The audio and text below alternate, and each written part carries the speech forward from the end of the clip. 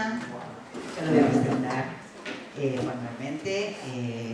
Javier Cielecki es psicoanalista, supervisor de varios equipos de residencia de psicología, es miembro de la Escuela Freudiana de Buenos Aires, donde dicta seminarios a nombre propio, y desde hace 3 años coordina el grupo de investigación sobre elaboración del duelo, tema del que va a hablar en esta conferencia de hoy. Así que bueno, lo aguardamos que termine. Muchas gracias. Para mí es un gusto estar acá.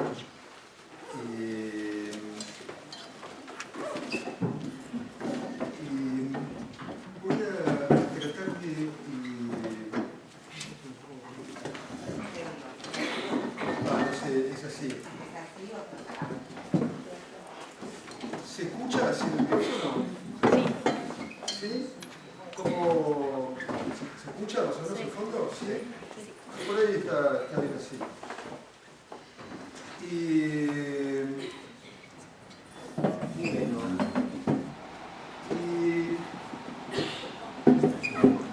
Pegué esos cuadros porque vamos a ver qué uso de eso. Es mejor que, como hay ciertos juegos que conviene tener algunas cartas y vamos viendo qué se va bajando y qué no. El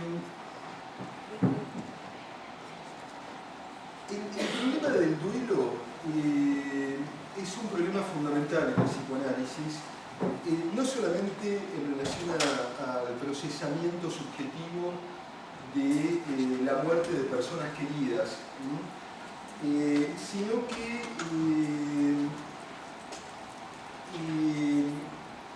es un problema relativo a cualquier cambio de lazo afectivo.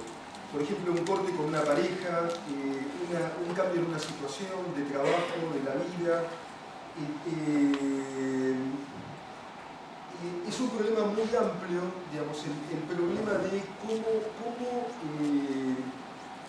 pasar de una situación a otra, cómo asimilar una cierta pérdida y poder pasar eso al pasado y que alguien tenga un lazo diferente nuevo.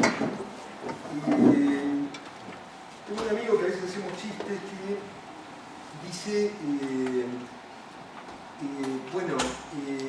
fulano, por ejemplo, largó con Mengana, digamos, ¿no?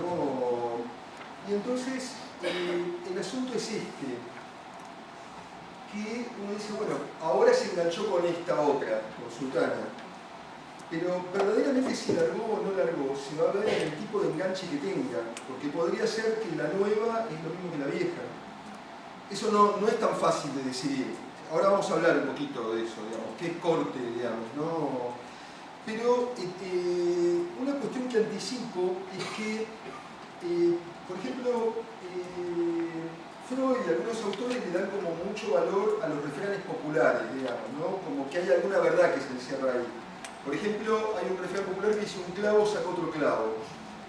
Es una verdad un poquito relativa, porque por ahí un clavo saca otro clavo, pero para quedar el mismo clavo, digamos, ¿no? Hay que ver cómo alguien sustrae algo cuando se trata de enlaces libidinales, cuando hay vínculos amorosos.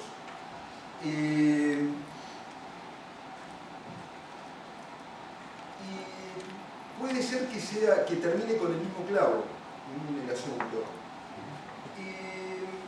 Ahora vamos a ver un poquito mejor la cuestión, pero antes quiero introducir una cuestión. El problema del duelo y todo esto que vamos a hablar no esperó el psicoanálisis para tematizarse y para trabajar. Todas las religiones, la mitología, los diferentes mitos acerca de, y los rituales que hay acerca de cómo acompañar a alguien que tiene que pasar por una situación así, por una pérdida, por una separación, por un abandono, por un exilio. Y entonces hay una figura que me parece importante en la mitología griega, que es Orfeo. Acá lo puse en el cuadrito, no sé si conocen el mito de Orfeo, que pierde a su amada Eurídice, y entonces logra acordar poder ir al Hades, que es como el infierno, para decirlo un poquito resumidamente, ¿no?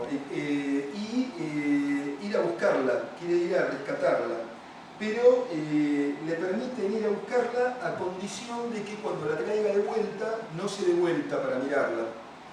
Si la mira, la pierde.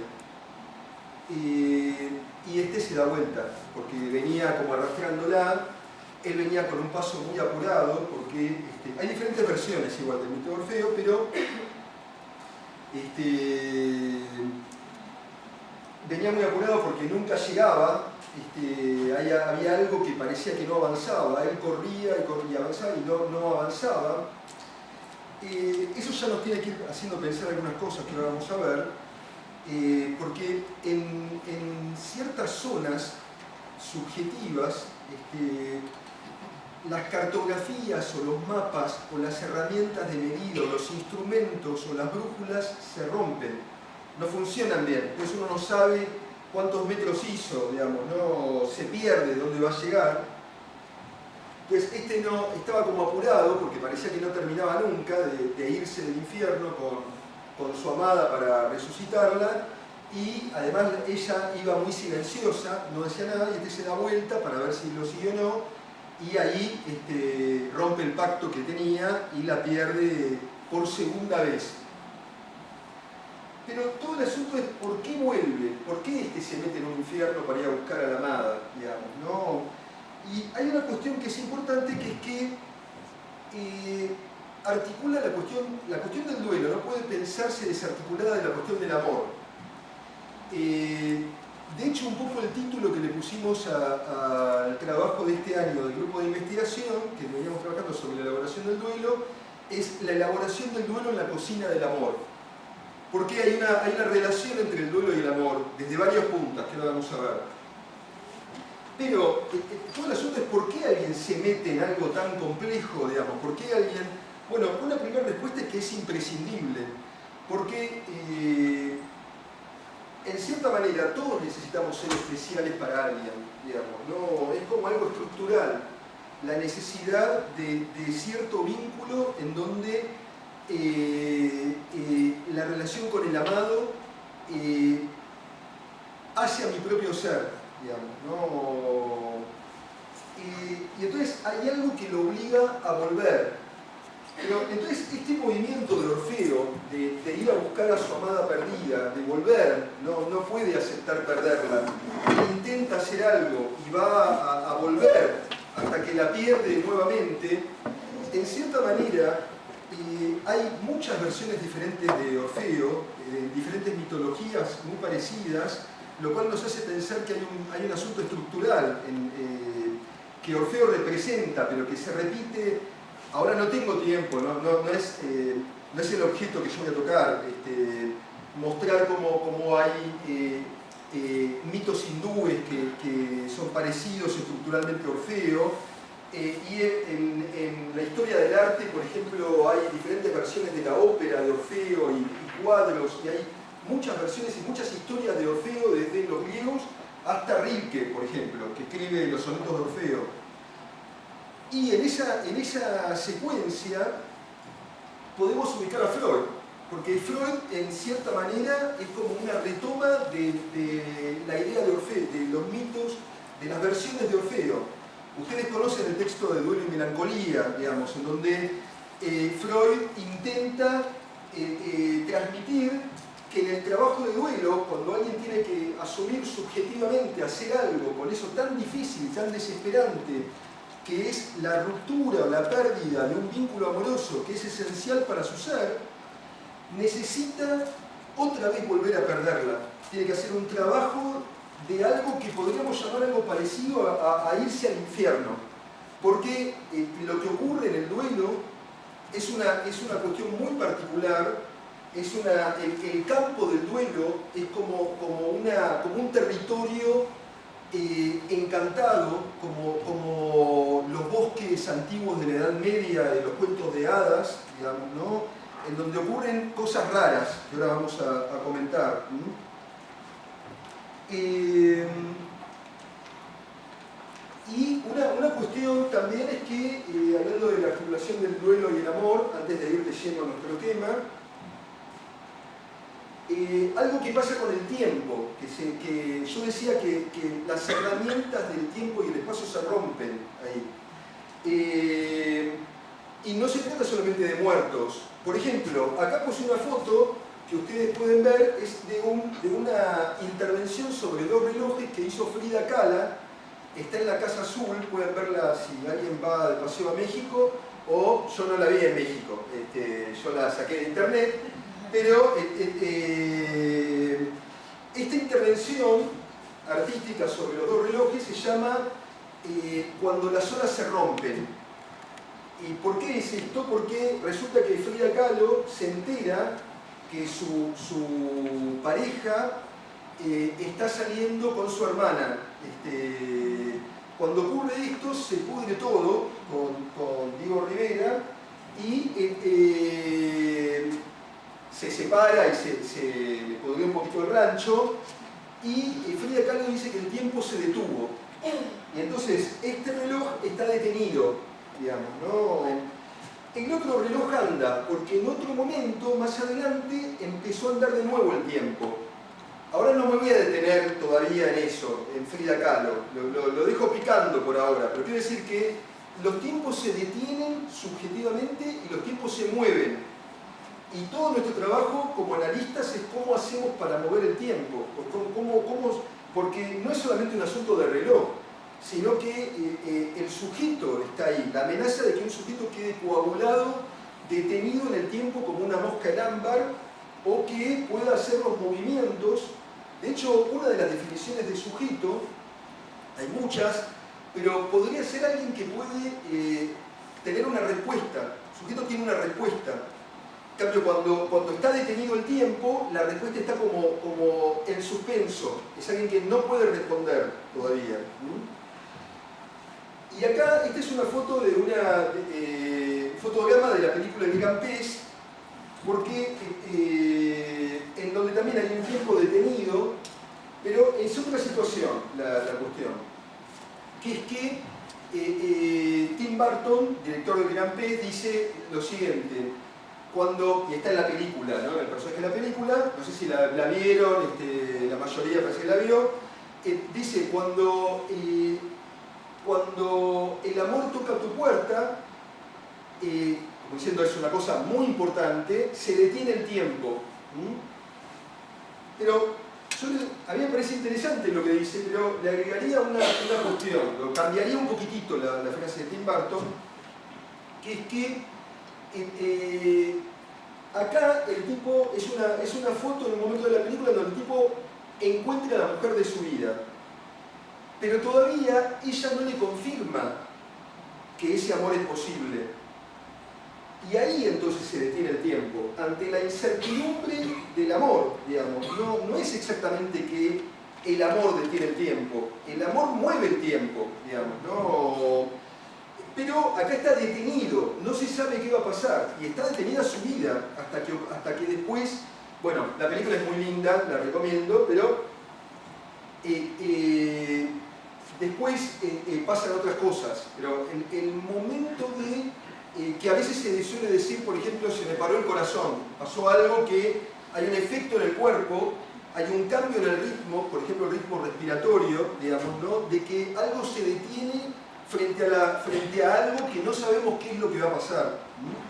El Repostero de Berlín, que es una película actual, el Gran Pez es un poquito vieja, es una buena versión de Orfeo, por ejemplo.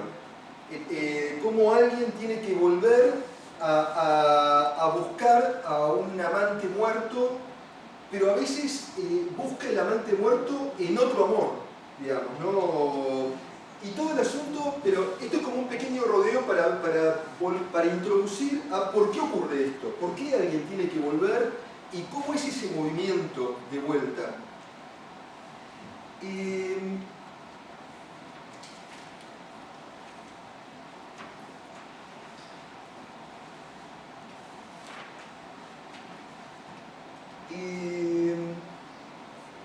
que es otra forma de decir en qué consiste el trabajo de duelo.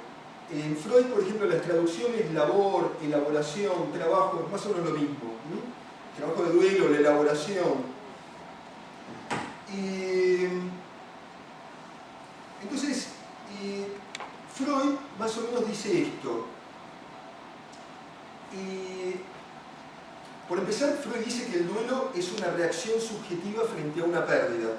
Puede ser por muerte, puede ser por un cambio en la situación subjetiva de esa persona, puede no ser una persona, puede haber sido que alguien perdió la confianza en los ideales, se le cayeron sus creencias o sus banderas, y entonces eso le produce un efecto subjetivo, un cambio en su vida. Y el duelo es la reacción frente a esa pérdida.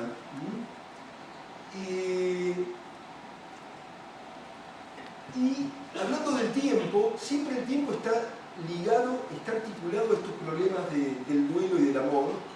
Por ejemplo, Freud dice, con el tiempo esto desaparecerá, algo de esta reacción se va a ir diluyendo, dice Freud. El problema del tiempo, pero vamos a ver que es un poquito más complejo esto.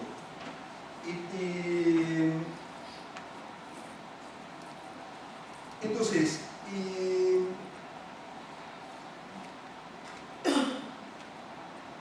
voy a tratar de apoyarme un poquito en dos textos de Freud, pero para abrir un poquito la conversación, para ver, uno es Duelo y Melancolía, y otro es un texto que está traducido de diferentes maneras, porque hay una palabra equívoca en alemán. En algunos lugares dice sepultamiento del complejo de Edipo, en otros hundimiento del complejo de Edipo, o caída del complejo de Edipo. Uno es de Duelo y Melancolía de 1915 y el hundimiento del complejo de Edipo es de 1924. Entonces, en Duelo y Melancolía, Freud hablando acerca de cómo es el trabajo de duelo, o sea, la elaboración, dice que el examen de realidad muestra que el objeto ya no existe y demanda que la libido abandone sus ligaduras con el objeto. No sé si se dan cuenta que el vocabulario de Freud, si bien es un intento científico, pero parece como un demiurgo el examen de realidad, como hay algo, como que está demandando algo, ¿no? Hay una instancia que demanda ahí una cuestión. Entonces, el examen de realidad muestra que el objeto ya no existe y demanda que la libido abandone sus ligaduras con el objeto. Pero entonces ahí surge una oposición. El sujeto se opone a esto, ejerce como una cierta resistencia contra el empuje o las demandas de la realidad o del examen de realidad, que lo insta a que él se aparte del objeto, porque el objeto teóricamente no está más, murió. Y entonces Freud dice, esta oposición puede ser muy intensa y produce un apartamiento de la realidad. El sujeto se aparta de esa realidad. Y esto puede llegar hasta la locura, digamos, ¿no? Hay algo loco ahí.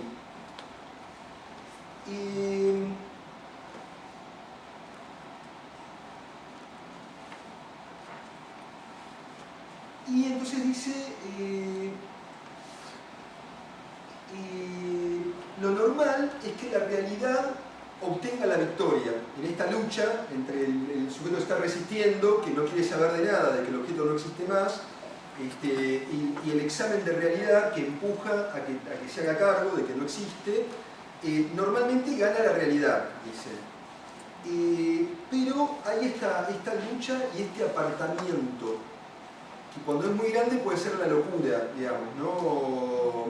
Y de algunos ejemplos clínicos, que no necesariamente son psicóticos, ¿no? Son psicosis alucinatoria de deseo, dice ahí, hay diferentes tipos de...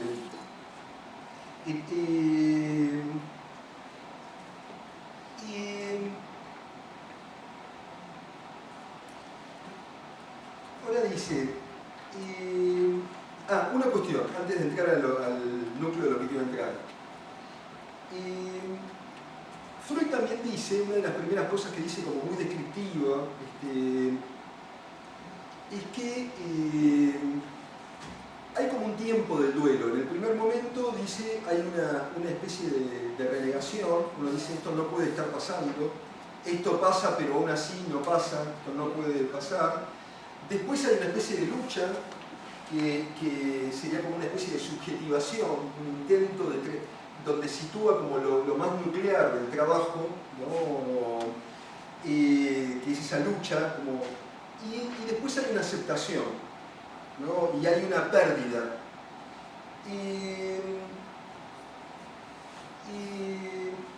Hay toda una literatura muy interesante de personas que escriben ligadas al proceso de duelo. Gente que está como desesperada y que la escritura le sirve de alguna manera como un intento de hacer algo en relación al duelo, como si fuera parte del trabajo de duelo. Entonces hay muchos diarios de duelo, digamos, ¿no? Y gente que, por ejemplo, está pasando un duelo y que busca en otros lo que otros escriben acerca de un duelo. Entonces tenemos mucha literatura interesante de experiencias, de testimonios, y también tenemos el testimonio de la desesperación de ligar con otros, de hacer lazos con otros, de gente que está buscando su público o ser público del duelo del otro, o ubicarse en algún tipo de lazo o de grupo de los duelantes, para llamarlo de alguna manera. A veces grupos reales o a veces virtualmente, como entrar en una comunidad de gente que esté interesada en esos temas. Entonces, por ejemplo, para dar simplemente un ejemplo, tenemos trabajos de Joan Didion, una escritora norteamericana que escribe acerca de toda una escritura que se produce luego de la muerte del marido. Bueno, hay un montón, digamos, ¿no? Muy interesante. O los trabajos de Posse, luego del suicidio del hijo, o de Lubner, o mismo Rilke, por ejemplo, ¿no? Pero quiero decir, y ahí vemos estas dos cuestiones, digamos, ¿no? El intento de producir algún movimiento ahí. Pero que ese movimiento se produce previamente con volver a conectar con la persona muerta, escribir o recordar a la persona muerta, digamos, ¿no? Contar anécdotas, ¿no? Y contárselas a otro. Y ahí se empieza como a ubicar el lugar estructurante del compañero del duelo. Quiero decir, de que alguien busca un lazo para hacer el duelo, que no lo puede hacer solo, como si necesitara de un otro para producir esta operación necesaria. Y por otro lado, la siguiente paradoja, que, como escribe Joan Didion, por ejemplo, Joan Didion dice, cuando murió mi marido, todo el mundo me daba el pésame y todos me decían, pobre, bueno, qué bacana lo que pasó, etcétera, etcétera. Y ella dice que se iba a otro lado, a otro barrio, en donde nadie sabía que había muerto el marido, de manera tal que ella tenía como una especie de apartamiento de la realidad que le recordaba todo el tiempo que el marido había muerto, y entonces en cierta zona donde ella no hablaba de la muerte del marido, el marido podía llegar en cualquier momento, se mantenía como todavía la posibilidad de que venga. Quiero decir que se apartaba de esta cuestión del juicio de realidad. Pero acá hay una cuestión, ¿qué es esta? Acá ya vamos metiéndonos un poquito en tema. Porque no es casualidad que esto ocurra. O sea, alguien necesita hacer eso. Mantener el contacto con esa persona, incluso a pesar de que esté muerto, digamos, ¿no? Como si necesitara darle alguna vueltita, pero lo tiene que hacer con una posibilidad de un diálogo virtual con esa persona. O en su defecto con algún otro, pero que va a hacer presente el espíritu de esa persona. Va a posibilitar jugar en el lazo con el otro algo del vínculo con esa persona.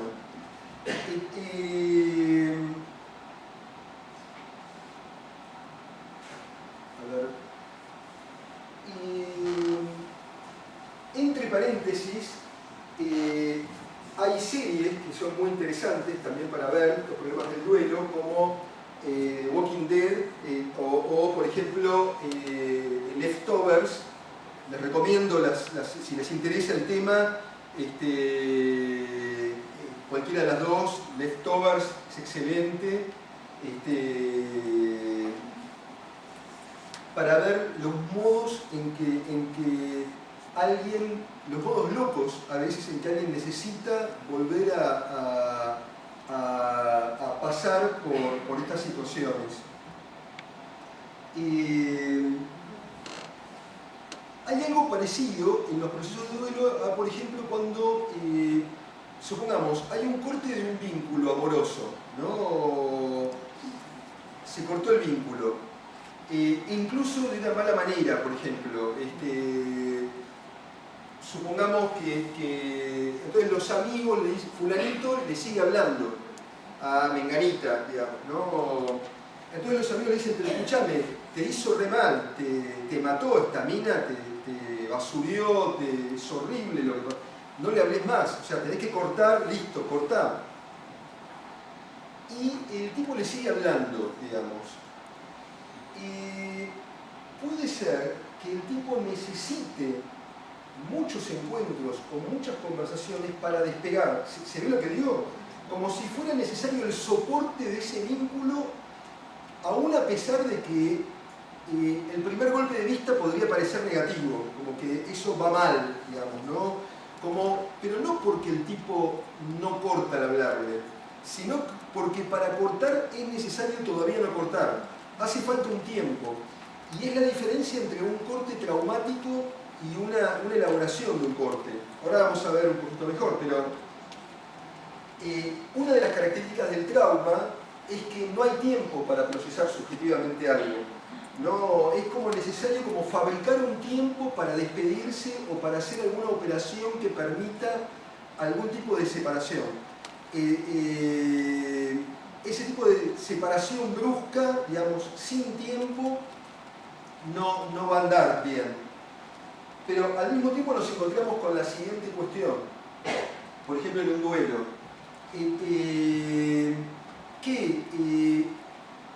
Entonces nos encontramos con esta paradoja. Que por un lado está la agenda de la persona que tiene que seguir con su vida y, por ejemplo, retomar en algún momento, ir a trabajar, etcétera, seguir con su vida, sigue la agenda. O sea, por más que se le murió fulanita, la agenda, los días siguen corriendo, y el reloj sigue corriendo, y la tierra sigue girando, y el trabajo, etcétera, etcétera. Y entonces algo lo empuja a que el tipo tiene que seguir, y el ritmo respiratorio sigue, y todo sigue. En algún punto el tipo tiene que seguir, pero en algún punto el tipo tiene que detenerse, digamos, a hacer el trabajo que tiene que hacer, y el tiempo está parado. ¿Se sigue lo que estoy diciendo?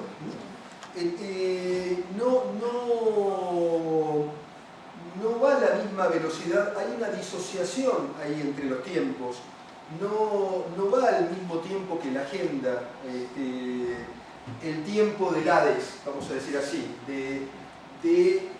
vamos a llamar así, el insomnio infernal del duelo, digamos, ¿no? Alguien que no puede dormir, que está como frenado y que hay algo como un poco íntimo, difícil de comprender, hay algo parado, hay un mecanismo que parece que estuviera frenado, y por otro lado sigue el tiempo. Y ahí hay algo engañoso, todo es un campo muy engañoso, hay que ser cuidadoso, delicado en cómo ver estos cuadros clínicos, cómo ver algo, porque podría parecer que un tipo que siguió con su rutina ya está bien y que está recuperado y que está todo bien, que se ha puesto en movimiento su reloj y su tiempo, y puede ser que no, que ese tipo de la apariencia, pero en los sueños o en la imposibilidad de soñar, se nota que inconscientemente este tipo está parado, que no puede procesar algo. Y a veces un tipo que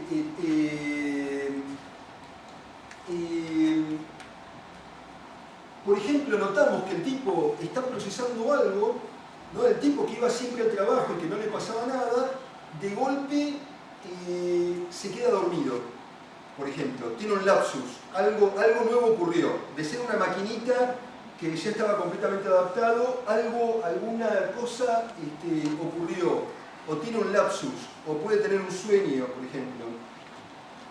Y ahí notamos que algo se movió, digamos, ¿no? Y el tipo llegó tarde al trabajo, o no fue a trabajar porque se quedó dormido. Parecería que eso está mal, es un problema, que el tipo ahora el tipo tiene problemas, o está llorando y no puede ir a trabajar. Pero desde cierto punto de vista, eso está como parado, desde el punto de vista de la agenda o del trabajo, pero desde el punto de vista subjetivo, ese tipo se está moviendo. ¿Se ve lo que digo? Está ocurriendo algo diferente, de golpe llora, de golpe llega tarde al trabajo, o no puede ir a trabajar, o hace un síntoma, por ejemplo. Ahora,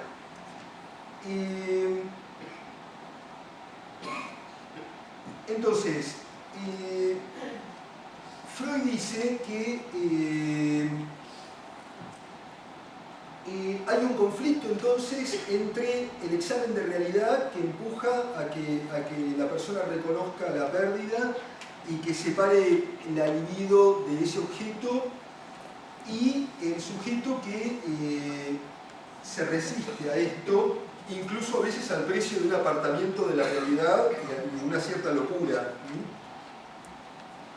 Y Freud dice que el examen de realidad paulatinamente logra imponer su mandato, pero hace falta tiempo. Ven como la insistencia en Freud del tiempo, el asunto del tiempo es muy importante. Mientras pasa esto, mientras hay este proceso, psíquicamente, dice Freud, el objeto sigue existiendo. Mientras pasa esto, el tipo, ¿qué quiere decir que psíquicamente sigue existiendo? O sea, de la boca para afuera el tipo puede reconocer que se murió y qué sé yo, pero inconscientemente o en ciertas cosas podemos localizar, podemos notar que el tipo sigue en un vínculo con ese objeto. Y entonces, bueno, y Freud dice, esto lleva mucho gasto de tiempo y energía, este desprendimiento de la libido del objeto.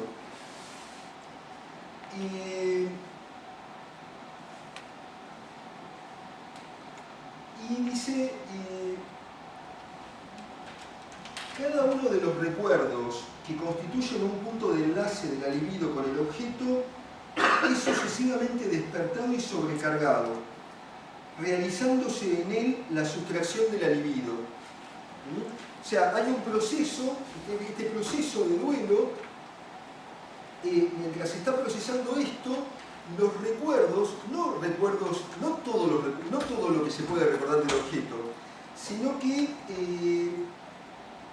los recuerdos que constituyen un punto de enlace de la libido con el objeto. O sea, no es cualquier recuerdo, sino recuerdos que tocan el punto donde se enlazó libidinalmente, o sea, donde hubo un lazo amoroso, donde él fue algo para el otro, o el otro fue algo para él. No cualquier recuerdo. Ahora, estos recuerdos son sobrecargados. La persona se vuelve como una obsesiva de ese tipo de recuerdos. Empieza todo el tiempo a aparecerle esos recuerdos y además con una sobrecarga, que lo hace prácticamente dedicarse como un trabajo full time a ese tipo de pensamientos. Eso le quita energía y lo inhibe para otro tipo de tareas. la persona está todo el tiempo dando vuelta por una situación que es medio infernal. O sea, de golpe no puede dormir, se levanta a la noche pensando en estas cosas, está haciendo una tarea y lo asalta un pensamiento y se pone a llorar recordando ese tipo de cosas. Entonces dice que cada uno de los recuerdos es sucesivamente despertado y sobrecargado. Y Freud dice esta frase interesante que dice, realizándose en él, o sea en estos recuerdos, la sustracción de la libido. Y todo lo que yo me voy a detener es en este en él. ¿No? Freud propondría algo así como este trabajo de los recuerdos, despacito, recordando, pasa el tiempo y en esa tarea de los recuerdos se va a producir la sustracción de la libido, o sea, finalmente se va a separar la libido. Eso que Freud llama la sustracción de la libido es lo que nosotros podríamos llamar corte o separación, digamos, ¿no? Como que alguien corta, ya se despega esa libido. ¿Qué quiere decir que corta o que hay sustracción de la libido?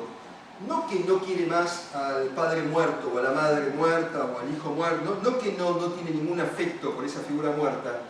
La sustracción de la libido es la sustracción de la libido de la sobrecarga de la libido sobre los objetos, no sobre el objeto. Puede querer al objeto, puede recordarlo con mucho cariño. Lo que se logra sustraer es la sobrecarga que se produjo como parte del proceso de duelo. ¿Se ve lo que estoy diciendo? Sí. Con lo cual se libera la inhibición del sujeto que estaba tan tomado en ese trabajo. Ahora, entonces Freud dice, en esos recuerdos, en ese trabajo de recuerdos, se produce la sustracción de la libido. Pero todo el problema es que lo que nosotros vemos es que esto no es así, exactamente. Que podríamos como objetar un poquito la teoría de Freud, o matizarla, o articularla,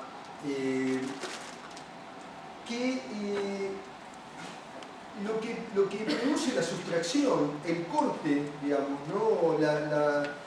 Que haya algo que cambie, pero no solamente de la boca para afuera, lo que dice, sino que uno lo localiza en los sueños, en la posición subjetiva, en la construcción, que uno ubica cómo está este sujeto enlazado libidinalmente a algo. No es solamente por el lado del recuerdo, hay otras operaciones, ¿no? En idioma lacanés podríamos decir, no es solamente por la articulación simbólica que ocurre esto, por volver a la historia y a construir la historia, sino que hay como un nudo de varias líneas que se tienen que anudar para que eso ocurra, para que ocurra el corte, la sustracción libidinal. Y entonces lo que vemos, por ejemplo, son fenómenos típicos de lo que en el lenguaje freudiano se llamaría actuación. Pero actuación no quiere decir acting necesariamente. No son puestas en escena que llaman a un público para que se sancione una verdad que ha sido rechazada de lo simbólico. Sino que son actuaciones más similares como a un juego de un chico, como que alguien está probando algo, como si necesitara hacer ciertas acciones, como si fuera su laboratorio o su oficina, donde va a poder, produciendo algunas acciones, que ahora voy a dar algunos ejemplos, llegar a producir algo que le va a permitir despegar, digamos, de esto. Por ejemplo, en la película Con Amor, Lisa, todas estas películas están en YouTube y se bajan, por eso las estoy recomendando, pero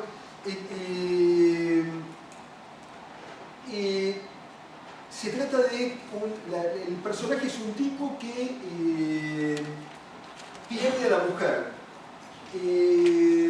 El tipo, no me acuerdo, es un técnico, un ingeniero del software, y sigue su trabajo, pierde a la mujer que se suicidó,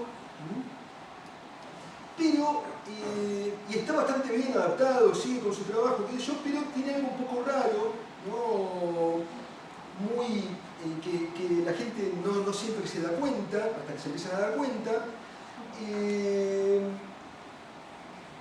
El tipo está desesperado, no duerme, está alcohólico, no sabe cómo hacer, está desesperado. Entre paréntesis, es muy común la relación entre los insomnios y también los fenómenos de acentuación de diferentes cuestiones orales, ¿no? La desesperación para calmar la angustia frente a esa pérdida, porque quiero volver a acentuar algo que no sé si acentué suficientemente mientras comentaba que es que la amenaza del lazo de amor deja al sujeto ante el riesgo de convertirse en un objeto. Quiero decir, si uno es especial para alguien, siempre podría haber como el retorno a que él se convierta en un objeto. ¿Se entiende lo que digo? Y eso es muy angustiante. Y uno tiene que encontrar la manera de salir de esa cuestión. O sea, el mundo podría tornarse melancólico, en una porquería, en un mundo de objetos, y uno mismo ser un objeto, digamos, ¿no? Uno podría encontrarse como atrapado como en una prisión, en un mundo objeto, digamos, ¿no? Que haya perdido todo color o toda vitalidad deseante. Entonces, este tipo hace su trabajo, todo así, pero no hay nada interesante en el mundo, todo ha perdido interés para él. Esto es típico, momento de duelo. Y de golpe el tipo se convierte en una especie de adicto a los vapores de la nafta, digamos, ¿no? Agarra un bidón, carga en una estación de servicio y huele la nafta. Y despacito, accidentalmente, el tipo quería comprar nafta, ya lo ven al tipo alcoholizado, oliendo nafta, los de la estación de servicio no le quieren vender, entonces le dicen, ¿pero para qué? Porque sospechan que el tipo se lo droga con eso, y el tipo dice, no, porque yo hago aeromodelismo para los aviones que hago. Entonces, para cubrir un poco esa actividad, se vuelve un tipo que hace aeromodelismo. Y se mete con esa actividad, y se mete en todo un mundo del aeromodelismo, y es un delirio, porque no tiene nada que ver con él. Entonces, la nafta lleva el aeromodelismo, y el aeromodelismo lleva a otra cosa, a hacerse amigo de uno que lo acompaña como una especie de Sancho Panza de este loco en esas actividades delirantes del aeromodelismo, que aparte él es un tronco en eso, no tiene nada que ver. Pero, ¿qué pasa? Esta cosa delirante, resulta que la mujer de este tipo se había suicidado aspirando se encerró en el auto y aspira los vapores de combustible del auto. O sea, sube todas las ventanillas y pone en marcha el auto y se mata la mujer. Y entonces su modo de la nafta, los avioncitos, el aeromodelismo, es un modo de conectar, de ir al infierno, de ir a hacer algo, de ir a reconectar, de volver a tener algo en común con esa mujer que él tuvo. ¿Se ve lo que digo? Y eso va a llevar a una cuestión que vamos a ver. Pero primero quiero decir esto, que todos esos jueguitos, lo digo cariñosamente, pero es todo un mundo que puede ser. Alguien puede salir por el lado de la literatura, alguien se puede volver escritor, otro se puede volver mecánico por eso, pero quiero decir, alguien que se mete en una especie de sitio encantado, en donde supuestamente va a encontrarse mágicamente con algo que al mismo tiempo se supone que no se puede encontrar, pero que uno necesita encontrarlo para poder despegar, para desencontrarse. Hay algo de ese tipo de actividades que es parecido a... Son actividades que en principio una cosa lleva a la otra como si fuera algo metonímico, ¿no? Algo que va armando, digamos, ¿no? Una cosa llevó a la otra, pero en este caso la metonimia es la oficina de la metáfora. Es como la oficina o el tallercito o el laboratorio, es el lugar donde se va a poder trabajar para que en un tiempo después por venir pueda ocurrir una metáfora sobre eso. Que en muchas películas van a ver, hablo de películas porque las películas realmente muestran, cuando son buenas, cuando son interesantes, una realidad clínica, quiero decir, que alguien las hace porque está apasionado en tratar de buscar su público también. El director de cine, o le pasó a otro, pero le pasó a otro y el tipo lo ve y en cierta manera está como sensible al eco que lo que vio que le pasó al otro me toca a mí. Me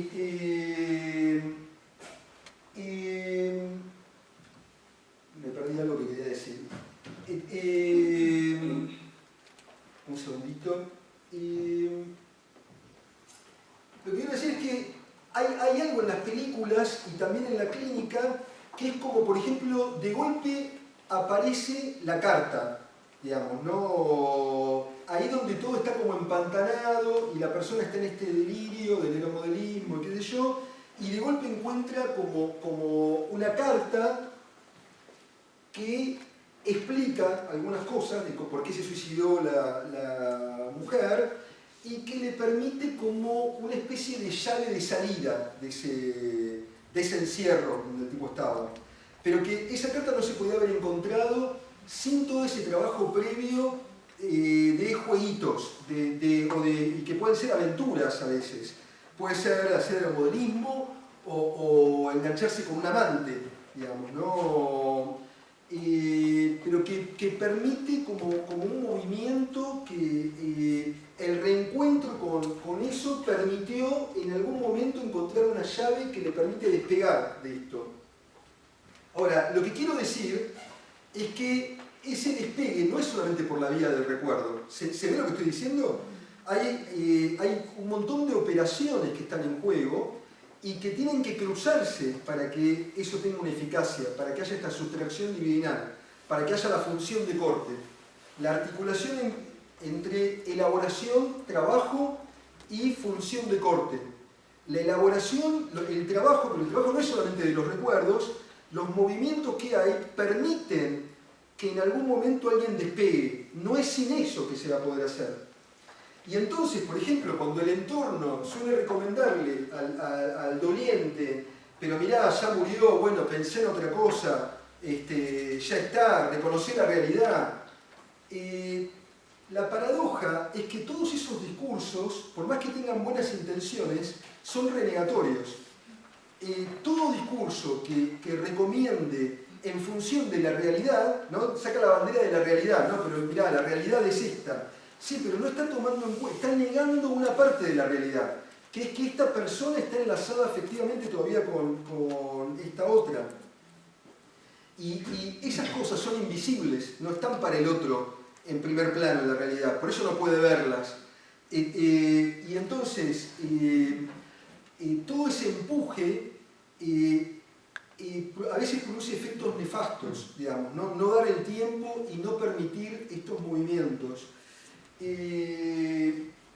Por ejemplo, recuerdo una cosa que me contaron de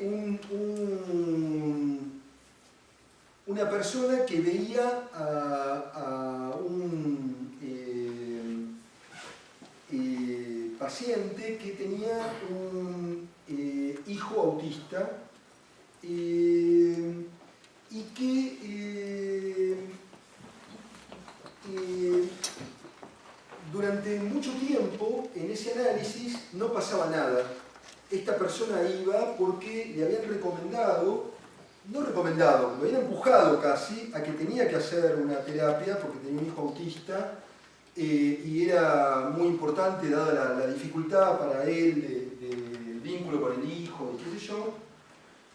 Y entonces que él lo empujaban a que él tenía que hacer el duelo, y tenía que hacer una terapia y hacer el duelo por la pérdida que le implicaba haber tenido un hijo con ese problema, que podía implicar ciertas pérdidas de ilusiones que él podía haber tenido con respecto al hijo.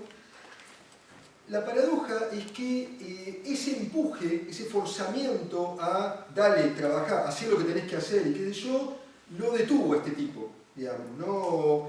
Recién mucho tiempo después en un momento en donde el analista le puede decir, no, mirá, la verdad que vos venís acá si querés y no es tan obligatorio que vos hagas esto, el tipo, después de bastante tiempo, puede tener un lapsus en donde habla acerca del hijo como que el hijo estuviera muerto. No, no me acuerdo cómo era el lapsus, pero en el lapsus se muestra en su decir que en algún lado el hijo murió para él. Pero entonces recién ahí, donde algo del hijo murió para él, él puede empezar a pensar que él está haciendo el duelo o que se está procesando algo de esa pérdida. Algo de ese empuje anterior no funcionaba. ¿Se ve lo que estoy diciendo? Quiero decir, como darle lugar a la delicadeza de estas cuestiones que ocurren acá. En el texto, por ejemplo, del hundimiento del complejo de Edipo, a diferencia del duelo y melancolía, Freud no acentúa tanto que con el tiempo esto pasará, que esto se va a licuar con el tiempo. Por ejemplo, en el hundimiento del complejo de Edipo se trata de cómo alguien abandona una posición, cómo alguien deja un amor, que, ¿no? El nenito que está enamorado de la mamá, o la nena del papá, etc. Cómo alguien abandona, cómo algo que es complejo, que quiere decir que es una estructura de lazos libidinales, cómo eso va a caer, cómo alguien va a poder despegar de eso. Y entonces Freud ahí ubica como algo un poquito diferente. Por ejemplo, Freud dice, bueno, por un lado, tiene que venir la amenaza de castración, el caso del nene, por ejemplo, que le hace notar que él tiene un pene pero que podría perderlo, dice, ¿no? Que no está garantizado lo que tiene, que se podría perder. Entonces tiene que escuchar la amenaza de castración, pronunciada por alguien. Por otro lado, dice Freud, se dan cuenta que todas esas explicaciones de Freud son como puestas en escena, como una película. Es como la construcción de un escenario que trata de mostrar que se haga visible una verdad invisible, digamos, ¿no? Siempre las construcciones apuntan a este tipo de operación, de cómo ubicar una cuestión que está en juego. Y entonces, por un lado, la amenaza que le dice que no tiene la vaca atada, que algo que él tiene lo podría perder, que se lo pueden cortar, etcétera, etcétera. O sea que hay una fragilidad ahí. Pero eso solo no opera. Freud dice, aparte de escuchar la amenaza, él, por ejemplo, tiene que pasar otra cosa. Por ejemplo, que él vea que una mujer no lo tiene. Quiero decir que algo ahí puede faltar, que no... Y es entonces en la combinación de lo visto con lo oído que ahí se produce una operación. No es solamente, ven que hay como un cruce, no es solamente una cosa. Y además hay un nudo con otra cosa más, que es que, entonces Freud dice, llegado a ese punto, se le presenta al sujeto la siguiente cuestión sobre la cual tiene que decidir, ¿no? Como que si él sigue enamorado de la mamá, dice Freud, va a perder su pene. Hay una amenaza de que pueda perder su pene. Y entonces, dice Freud, el niño podría decidir, entre comillas, vamos a decir así, decidir, dejar a ese objeto de amor, a la mamá, con tal de no perder la satisfacción vital de una parte de su cuerpo. Como hay algo vital, hay una satisfacción que el chico no quiere perder, y entonces el chico pierde otra cosa para no perder algo vital, dice él, que es su satisfacción del órgano de su pene. Ahora, lo que quiero decir, más allá de que esto se podría profundizar, detallar y que incluso es discutible cómo utilizamos estas metáforas, digamos, ¿no? Que insisto, no tienen que ser conceptos rígidos, sino que tienen que ser formas de transmisión de un asunto, digamos, ¿no? Tienen que tener una cierta flexibilidad para que nos sirvan a nosotros. Lo que quiero mostrar es que en Freud ahí, para poder perder esto, hay una combinación de varias líneas de asuntos que están en juego, no es una sola. En Duelo y Melancolía, por ejemplo, en una parte dice, de alguna manera un poquito parecido, dice, el sujeto decide vivir y no hundirse con el muerto, digamos, ¿no? Entonces no es solamente el tiempo, sino que hay una decisión ahí. Hay algo en donde el sujeto activamente toma una posición en relación a algo. Y en donde la cuestión vital de querer vivir, de estar en la vida, tiene algún peso ahí en juego. ¿Por qué digo esto de la decisión? No es lo mismo que el tiempo lo separe del objeto, que el tiempo produzca sus efectos, a que producto de ciertos encuentros y ciertas cosas que pasan, y cierto laboratorio y ciertas experiencias que tiene el sujeto, él llegue a encontrarse, pero se tienen que cruzar varias líneas para que ocurra esto, se encuentre con algo que lo lleve a esta decisión, entre comillas. Si no fuera porque el sujeto activamente, en algún momento, más allá de que la persona se haya muerto, y a él no le preguntaron para que se muera, no es una decisión de él que se murió, pero como no es una decisión, ponele, estoy en pareja y me largaron, por ejemplo. Bueno, no lo decidí yo, me largaron, te cortó, digamos, la mina.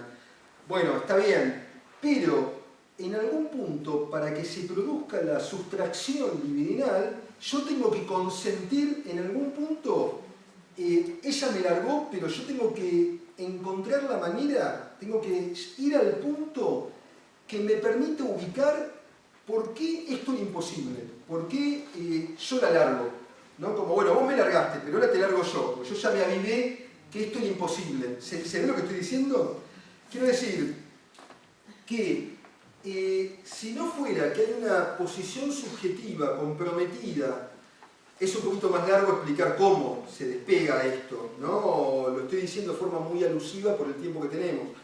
Pero si no fuera que hay un compromiso subjetivo en donde alguien corta mediante una intervención activa, no se vería por qué es tan difícil la culpa persecutoria, que esto lo trabajó muy bien Melanie Klein, digamos, ¿no? ¿Por qué es tan difícil la culpa terrible que alguien le da dejar de estar recordando tanto al muerto, digamos, ¿no? Como si hubiera una intuición de yo lo estoy matando al despegarme, cosa que en parte es así, en parte, no es que lo mató, que va y lo mata, pero quiero decir, pero hay una implicación propia, hay una cierta posición que está en juego ahí, no es solamente que se le murió, ¿se ve lo que estoy diciendo? Y esa operación de cómo alguien se despega necesita de la implicación subjetiva. Y todo el asunto nuestro como analistas es cómo ayudamos un poquito cómo acompañamos a que alguien pueda tomar esta posición.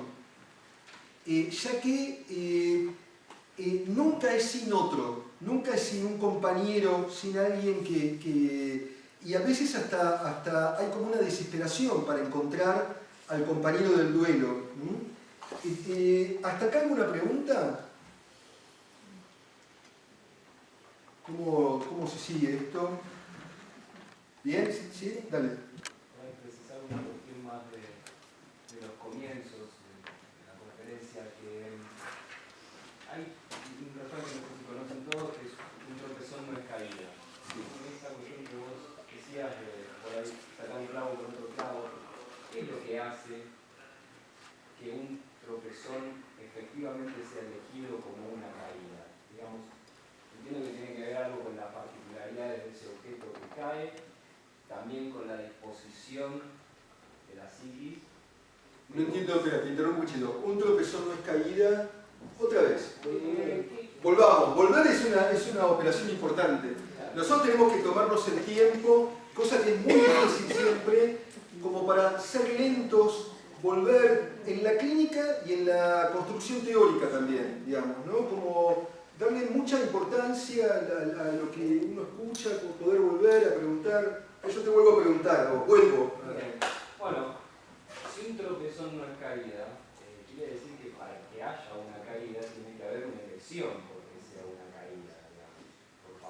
ese proceso de que caiga ese objeto, que no sé a qué se debe que haya quizás ese tipo de elección, ¿no? Si es que tiene que ver únicamente con el brillo de ese objeto, con la disposición de ese objeto, o quizás haya alguna cosa más que tenga que ver con la elección por el trabajo del dueño. Es interesante la pregunta. Sabés que la caída es un elemento muy importante. El problema de la caída, vamos a decir así, no solamente que el texto que está traducido como sepultamiento del complejo de Edipo, hundimiento, la palabra alemana Untertal, puede ser hundimiento o caída, y también posición, digamos, ¿no? Pero la cuestión de la caída, el objeto A en la teoría lacaniana es la caída de algo, es un desprendimiento producto de una operación de corte o de sustracción. Entonces no es una cuestión rápida que se puede contestar a esto. ¿Cómo es que un tropezón puede ser caída o no caída? Eso depende de varios factores, es un poquito difícil contestarlo rápido.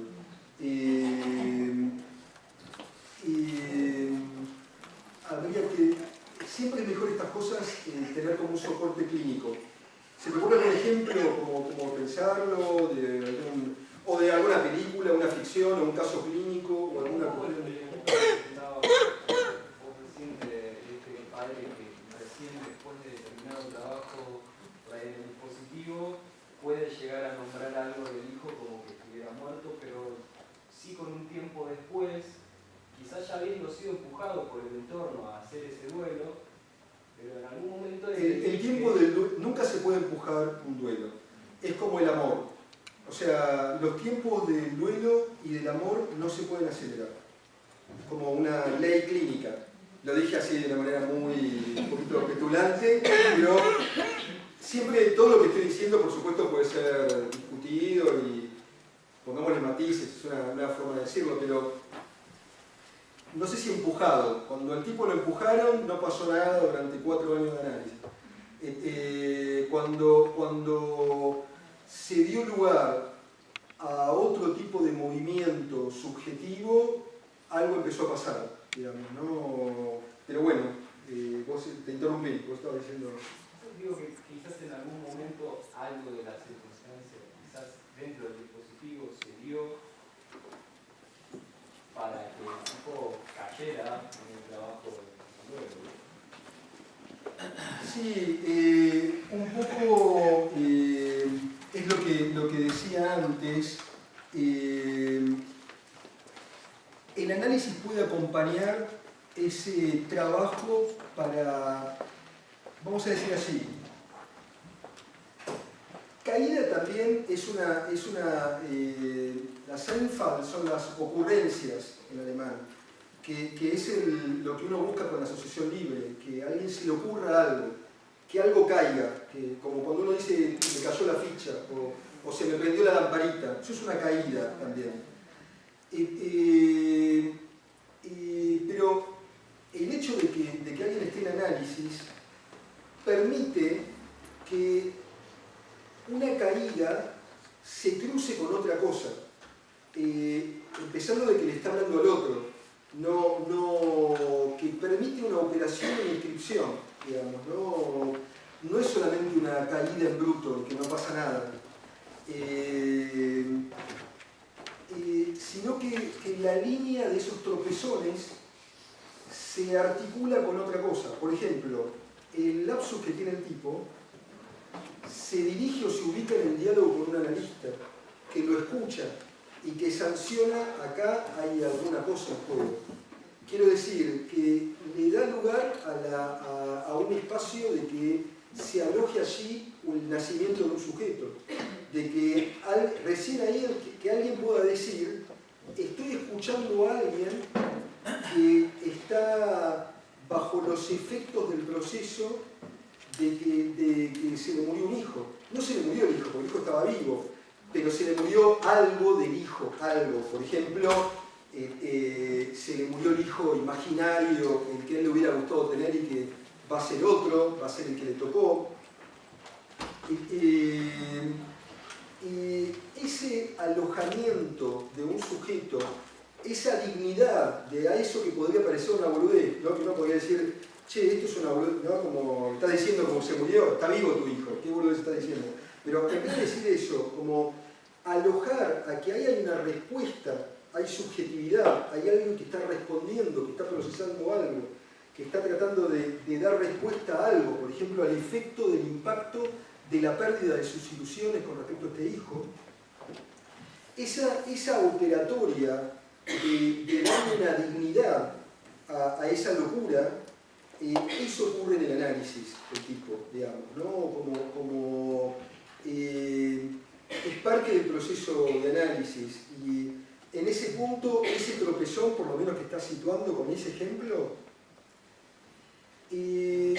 implica una caída, hay algo que está cayendo, y el tropezón es el signo de que hay esa caída, pero el asunto no es solamente que algo caiga o no caiga, porque a veces cuando algo cae, todavía no tenemos sujeto ahí, y ni separación, puede ser devastador, puede ser como esta serie, como momentos de esta serie en donde el mundo se destruye.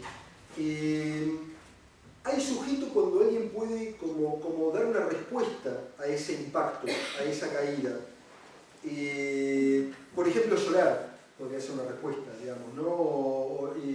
Por ejemplo, decir, sí, yo me siento mal con esto. Y eso puede cambiarle su relación con el hijo. Puede ser que ahora él pueda irlo a ver más seguido al hijo, si se permite que, y bueno, sí, no es el que yo, es este, digamos, ¿no? Quiero decir, le cambia que haya respuesta subjetiva le permite quererlo al hijo, por ejemplo, y no que esté detenido y que el hijo sea una especie de trámite, una obligación, de que lo empujan a que haga el duelo y que lo vaya a ver y que esto y que lo otro, digamos, no, empieza a fluir de otra manera el asunto. ¿Se ve lo que estoy diciendo? Sí. ¿Otra pregunta? Sí. Dos preguntitas muy rápidas. Una de ellas, no me queda muy claro el acompañamiento que tiene que hacer el analista en el proceso o atravesamiento del duelo del paciente. Y comentaste también que no hay tiempo para el duelo, entonces me pregunto yo, ¿qué es un duelo patológico? Siempre cuando uno habla con poco tiempo de temas que son muy amplios, es muy arriesgado y hay posibilidad de malos entendidos y equívocos, digamos, ¿no? Y no lo vamos a poder solucionar eso. Tengo la impresión de que puede haber habido un malentendido en lo que dije, pero voy a tratar de aclararlo. Vos haces dos preguntas. La primera, ¿cómo acompañar como analista? Eso depende de cada caso, porque nos vemos invitados, depende de la estructura, depende de la situación, de lo que esté en juego, nos va a hacer ubicarnos de formas diferentes. Por ejemplo, en un caso puede ser que el analista tenga que ser el compañero del duelo, el que le escucha los delirios, digamos, ¿no? El Sancho Panza de las locuras que este tipo cuenta. En otro caso puede ser que el analista no sea el compañero del duelo, que el analista sea el que escucha y le valide cómo el otro está buscando su compañero del duelo, digamos, ¿no? Son situaciones diferentes. Y así puedo comentar, o sea, la forma de volver, hay muchas formas de volver y eso determina nuestra posición como analistas, cómo vamos a alojar esa vuelta. El trabajo de duelo implica una vuelta y hay un arte del duelo, digamos, ¿no? De alguna manera. Cada uno va buscando como artesanalmente su camino, cómo hace esto. Quiero decir, se puede volver de diferentes maneras, se puede volver con la frente marchita, se puede volver con no sé, hay muchas maneras de volver. Ahora, lo que nos va a dar la pauta es que siempre es el decir, siempre es lo que en el diálogo analítico se va a ver frente a qué estamos parados, digamos, ¿no? Y en qué tiempo del duelo está ocurriendo esto. No es lo mismo el tiempo del insomnio que cuando alguien empieza a soñar. El duelo tiene tiempos.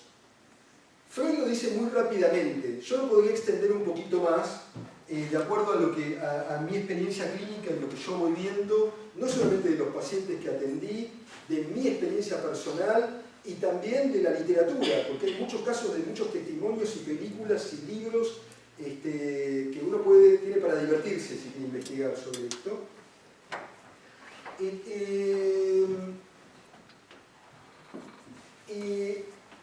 Como les decía, Freud hace un esquema muy básico que es, bueno, primero renegación, después trabajo y después aceptación. Pero esto se puede ampliar un poquito más, no es tan rápido. Ahí voy a la segunda parte de la pregunta. El tiempo y el duelo patológico. El duelo tiene tiempos y a veces queda detenido. No, se detienen los relojes y no vuelven a andar. Hay como un movimiento para que eso vuelva a andar.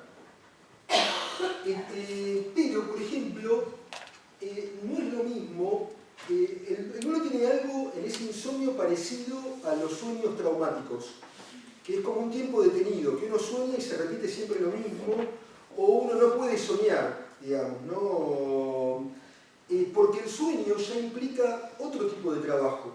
Ya no es solamente la metonimia, no es lo que decíamos antes del tipo haciendo aeromodelismo, sino el tipo haciendo una metáfora. Ya el tipo está como trenzando los hilos y anudando de otra manera. Hablando de los tiempos del duelo, yo estoy como haciendo una especie de colección de sueños de fin de duelo. ¿No? En donde aparece como que tampoco el duelo tiene exactamente un fin, porque el duelo es como uno tira una piedra en el estanque y hace una onda de agua. No es que microscópicamente puede parecer que ya no está, pero tiene una ondita, puede quedar, es infinitesimal. Pero si es una ondita muy chiquita, ya no es el centro de mi vida, ya no le presto tanta atención, ya puedo pasar a otras cosas, por más que esa ondita esté. ¿Se ve lo que digo? Pero hay sueños que muestran ese movimiento de cuando alguien ya retiró la sobrecarga del objeto, cuando alguien no está obsesionado con el objeto. Por ejemplo, un sueño de fin de duelo, digamos, ¿no? Para ver cómo... ¿Cuánto tiempo tengo? 5 minutitos más, ¿no? Por ejemplo, una persona que pasa, para ver este movimiento y la diferencia con un duelo patológico, vamos a ver. Una persona que pasa de... en este caso no se trata de muerte, ¿no? Lo largó una chica. Entonces pasa de no poder dormir, porque además cuando hizo durante mucho tiempo, y cuando dormía se despierta con una pesadilla de que él se despierta recordando cuando se besaban en su casa, y siempre va como a esa escena, al enganche que tenía con esta chica, y no puede salir de ahí, o no puede dormir, o tiene miedo de dormir porque se va a despertar llorando, o por ejemplo en la vida cotidiana creía que ya lo tiene superado porque cuando empezó él pensaba todo el tiempo en ella y no podía hacer ninguna otra cosa, de golpe ya puede hacer otra cosa, pero se da cuenta que no lo tiene superado porque todas las noches se despierta y llora, etcétera, etcétera. De hacer esto, digamos, de estar en esta posición, de golpe un día, pero todo el asunto es qué pasó en el medio, por qué pasa esto, que ahora no tengo tiempo de desarrollarlo, pero sí voy a situar la diferencia. De golpe un día, esta persona dice que se despertó con un sueño que le llamó la atención, que es que soñó que estaba en un restaurante y pide ravioles. Y le traen ravioles, pero le traen 5 ravioles muy chiquititos. Y entonces él dice como, pero ¿cómo me traen esto? O sea, alguien pretende pretende que yo coma esto? Porque le quieren cobrar por un precio de un plato de ravioles y es una cosa, 5 mini raviolcitos, digamos, ¿no? Y entonces él se va y no lo come. Y él se despierta, le llama la atención este sueño del restaurante y dice, yo no me como cualquier cosa. Inmediatamente eso le lleva a recordar que esta chica lo maltrató mucho, que esta chica era muy linda y todo, pero que él no significaba nada para ella. O sea, él nunca tuvo un estatuto simbólico para ella. Ella no lo presentó a ningún lado, él era un cero para ella, y él se morfaba cualquier cosa porque esta piba le encantaba. Entonces él pasa de morfarse cualquier cosa a eso decirle que no. Pero entonces ahora él le está largando a ella, pero no solamente a ella, sino que él está perdiendo algo, está como esto es algo que no tuve tiempo de decir, pero los duelos muchas veces producen una especie de autotransformación personal, una metamorfosis. Quiero decir, que él cambia su posición, empieza como a mover su posición libidinal. Eso es un corte, eso es despegar de eso. Cuando algo de eso ocurre, podríamos pensar que quizás cuando él se enganche con otra mina, esto lo estoy contando como un cuentito muy rápido, siempre cuando uno expone estas cosas corre un riesgo de que parece como muy rápido todo, pero esto es mucho más despacio en la clínica y también conceptualmente. Yo estoy comentando un resumen de un asunto, pero cuando uno ve estas cosas, uno podría presuponer que quizás tendría la posibilidad de que la próxima novia, que él no se coma cualquier cosa, que él alguna cosa le pueda decir que no, por más belleza que tenga la chica. Porque él la pasa muy mal y sufre con una piba que para la cual él no es nada, y que entonces pudo maltratarlo mientras estaba con él y que puede largarlo de un día para el otro sin ningún problema y sin darle ninguna explicación, ya que él es un cero para ella. Entonces él no se come cualquier cosa. Bueno, ese es un movimiento de un duelo que implica que se ha producido una sustracción libidinal del enlace libidinal que había ahí. Que por algo, yo no voy a contar todo el caso porque no tenemos tiempo para desarrollar, pero por algo alguien acepta ser un cero para el otro. No es así nomás, hay una historia que lo ubica en esa condición erótica. Ahora, imaginemos esta situación, que alguien no puede nunca hacer esta operación, este movimiento, que el sueño va como construyendo la posibilidad, pero no solamente el sueño, ni los recuerdos solos, es como una mezcla de varias cosas. Por ejemplo, lo tuvo que largar la piba para que este tipo pierda ya no solamente la piba, sino que pierde algo de su modo de enlace.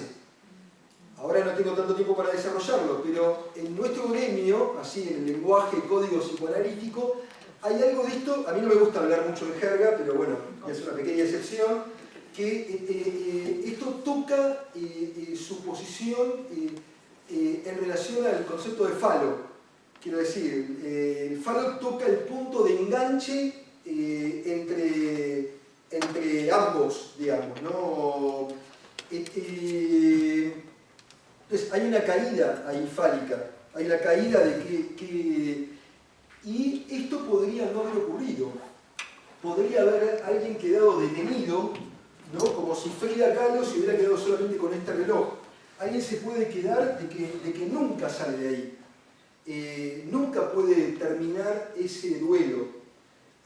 Por ejemplo, alguien que podría después salir con otra chica, pero siempre la misma, o anhelando a esa chica, o siempre va en esa posición de ser un cero, no poder perder esa posición. ¿Se ve lo que digo? Un buen ejemplo de esto lo tienen en la película Hiroshima Mon Amour, en donde alguien queda como anclada durante 25 años fijada a una escena de que no puede despegarse de su amante muerto. y recién puede como cocinar, darle alguna vueltita más al asunto cuando se engancha con otro tipo. Y con el otro tipo procesa, es como si el otro tipo le sirviera como mesa de laboratorio de operaciones para procesar lo que no pudo de su relación anterior. ¿Se ven? ¿Más o menos se aclara lo que digo? ¿Qué más? Ya estamos. Ya estamos, bueno. Le agradecemos la presencia de Javier.